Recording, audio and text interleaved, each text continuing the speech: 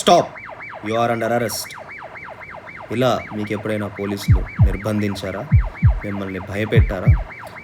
ఇటువంటి నిస్సహాయమైన అయోమయ స్థితిలో భయంగా ఉన్నప్పుడు మనం ఏం చేయాలి? రండి తెలుసుకుందాం. ఈరోజు మనం భారత రాజ్యాంగంలోని ప్రాథమిక హక్కులలో ముఖ్యమైనదైన article 22 right against arrest and detention గురించి తెలుసుకోబోతున్నాం. పోలీసులు మిమ్మల్ని అకస్మాత్తుగా అరెస్ట్ చేస్తే ముఖ్యంగా మనకు ఉన్న హక్కు కారణం చెప్పాలి. ఎటువంటి పోలీసులైనా ఎందుకు అరెస్ట్ చేస్తున్నారో కారణం చెప్పాలి.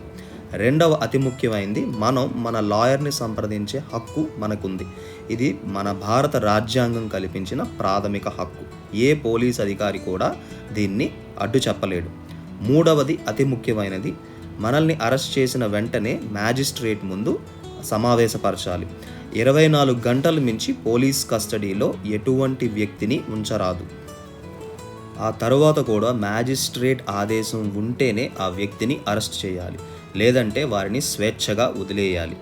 ఇదే మన భారత రాజ్యాంగం ప్రతి పౌరునికి కల్పిస్తున్న right against arrest and detention. అయితే మన హక్కులు ఇక్కడితో అయిపోలేదు. ఏ కారణం లేకుండా మీరు నేరం చేయకుండానే పోలీసులు అరెస్ట్ చేస్తే దానికి ఏం చేస్తారు? ఆ హక్కు గురించి తెలుసుకోవడానికి పార్ట్ 2ని చూడండి. ఇలాంటి కంటెంట్ కోసం లైక్ చేయండి, మన ఛానల్ని సబ్స్క్రైబ్ చేసుకోండి.